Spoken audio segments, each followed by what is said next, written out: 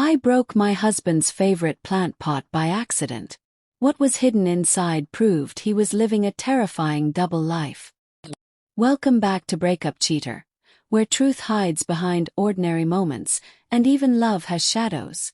Today's story starts with something as harmless as house cleaning, but it ends with a woman uncovering a twisted secret buried, quite literally, beneath her feet. If you've ever questioned how well you truly know your partner, this one might make you look at them differently. My name is Ava Lawson. I'm 36 years old, and I used to believe I had the most predictable life on earth. I worked as a dental hygienist. I had a small but cozy home just outside of Portland. I was married to a man I thought was calm, loyal, and maybe a little boring. Eric Lawson, 39. A high school chemistry teacher. Passionate about jazz, old books, and, oddly enough, indoor plants. Especially one plant in particular. A tall, lush ficus tree in a heavy, deep blue ceramic pot that sat in the corner of his study. He treated that plant like royalty. Watered it religiously every Sunday. Adjusted the lighting around it. Occasionally whispered things to it when he thought I wasn't watching. I used to laugh it off. At least it's not another woman, I joked once. If only I knew how much worse the truth really was. The day it all changed. One Sunday morning, Eric left early to visit his mother who'd had a minor surgery. I stayed home and decided to finally deep clean the study, something I usually left alone, because Eric didn't like people touching his workspace. I vacuumed, dusted, even rearranged the furniture a little to surprise him. While moving a stool to sweep underneath it, the vacuum cord got caught on one of its legs. The stool tipped. It knocked into the ficus pot. I turned just in time to see it fall in slow motion, shattering across the hardwood floor. Gasp. Soil spilled everywhere. The plant tipped over, roots exposed like veins. My first thought was panic, not because of the mess but because Eric would be devastated. That plant had been with him longer than I had. I knelt down, hands already reaching to gather what I could. But that's when I saw something odd buried deep in the soil. First, I thought it was just part of the pot. But then I realized. It was a plastic bag, vacuum-sealed and rectangular, wedged in the base below the roots. I pulled it out slowly. It was heavier than it looked. I wiped the dirt away, and my heart stopped. Inside were documents. Passports. Photos. All sealed inside. I stared stunned. What I thought was just a plant was a hiding place, for something I wasn't meant to find. What was inside? I sat on the floor, hands shaking, and opened the bag. 5 passports. All of them had my husband's face. Same eyes, same jaw, same slight smirk. But each one had a different name. Daniel Weber, Marcus O'Neill, Scott Matheson, James Loring, Eric Lawson, the name I thought was his real one. Some had different hairstyles, beard lengths, even eye color altered with lenses. Then came the cash. Bundles of bills wrapped tightly in elastic bands. US dollars. British pounds. Euros. Some notes I couldn't even recognize.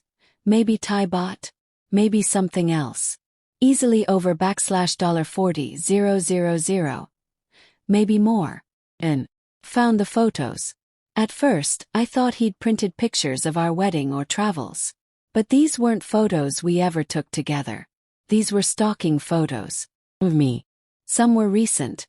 Taken from across the street at my job, walking to yoga class, even grocery shopping. But others were far older. Photos of me years before we ever met. One showed me with a man I dated briefly when I lived in Seattle. A photo I never even knew was taken. Someone had been watching me for a long, long time. My blood went cold. I didn't know who I was married to. I called my best friend Mia, barely able to speak.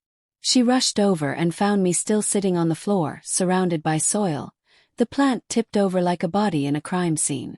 When she saw the passports and cash, her face went pale. "This is, like witness protection stuff. Or mafia stuff," she whispered. "You need to leave. Right now." But I didn't. Not yet. I needed answers. I didn't want to believe my entire marriage was a lie.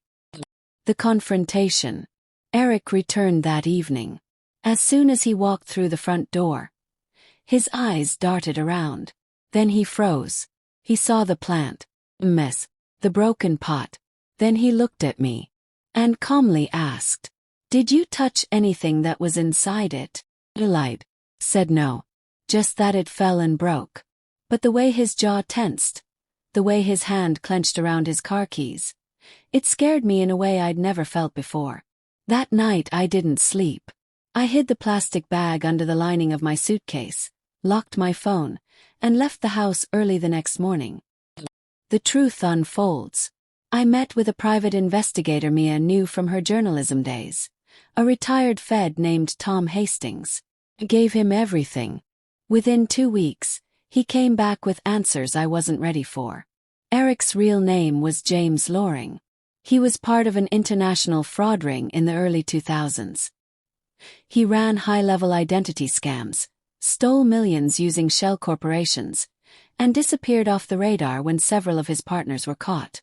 The money, probably laundered over years. The photos of me.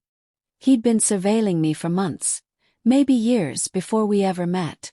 Hastings believed I was part of a long-term cover, a safe, unsuspecting woman. No police ties, no criminal record, someone who would help him blend in. Our marriage was a disguise. I wasn't his wife.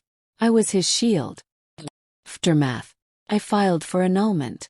I gave everything to the authorities.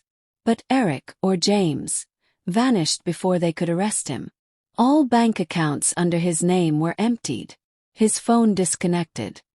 His mother, who I found out wasn't really his mother, moved out of state. Changed my name. Moved to a different city. Got new locks. No social media. No plants. Sometimes I still feel like I'm being watched. I find strange objects on my porch. One time, a small potted ficus was sitting by my front step, even though I never ordered one. No note, just the plant. I threw it in a dumpster that same night. They say plants are alive, but what if they're hiding the dead parts of someone's past?